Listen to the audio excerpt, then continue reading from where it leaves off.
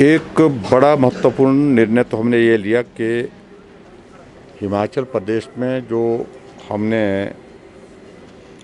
50 years of statehood के संदर्भ में हमने स्वर्ण जयंती यात्रा की शुरुआत करने के लिए तय किया था कि 15 अप्रैल जिस दिन हिमाचल दिवस है उस दिन हम शुरू करेंगे।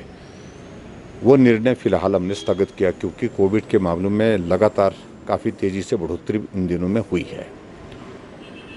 दूसरा निर्णय, शादियों का सीज़न आ रहा है तो इसलिए समय रहते ही हम, क्योंकि 12 तारीख से नवरात्रे हैं, उस दृष्टि से एक निर्णय ये भी लिया कि शादियां होंगी लेकिन उसमें शादियों में 50 की संख्या के साथ उसको निर्धारित किया है इंडोर के लिए, और 200 जो है वो बाहर जो है वो जो ओपन में सभा जहाँ मतलब जहाँ खुला है ग्राउंड उसमें, तो इसको भी किया है।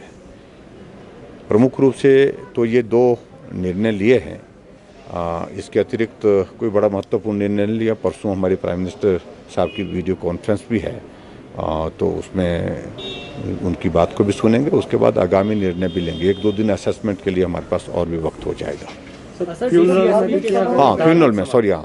फ्यूनरल में हमने वो 50 की संख्या निर्धारित की, उससे ज़्यादा एक्सीड ना करें। तीसरे उसके बाद फिर जो हमारे धार्मिक इसमें जो है पूजा के लिए मंदिर खुले रहेंगे लेकिन वो आयोजन नहीं होंगे जो विशेष तौर से वहाँ पर लंगर लगता है, हवन होते हैं, कीर्तन होते हैं, उसमें थोड़ा सा रोक लगे। शादियों सर इंडोर आउटडोर 50 इंडोर जो है टोटल, वो भी हमने उस सूरत में अगर कैपेसिटी बड़ी है तो उसमें इंडोर जो है 50 से ज़्यादा नहीं। तो आउटडोर के लिए हमने कहा कि खुला है, खुला मैदान है तो ज़्यादा से ज़्यादा 200, इससे ज़्यादा।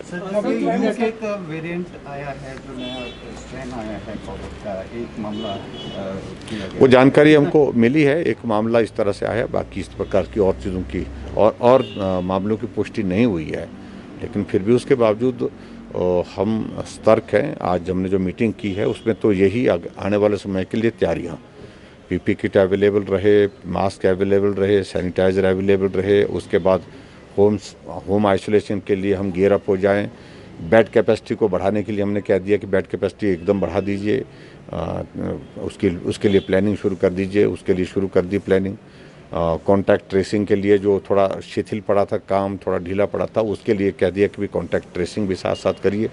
तो इसलिए बहुत सारी चीज़ों को लेकर के बातचीत हुई। और बाकी सैम्पलिंग के लिए भी हमने कहा कि सैम्पलिंग हमने बढ़ा दी। अभी 2-3 दिन से लगातार छुट्टियां थी, इसलिए सैम्पलिंग का थोड़ा कम आंकड़ा आया है उसमें, लेकिन अब इसको बढ़ा दिया है। सर, नाइट कर्फ्यू की बात कही जा नहीं, अभी फिलहाल नाइट कर्फ्यू नहीं लगाया। पर्यटकों को लेकर सर जो बाहरी राज्यों से अब आएंगे तो क्या उनके लिए कोई कोविड टेस्ट की रिपोर्ट की संभावना लगती है?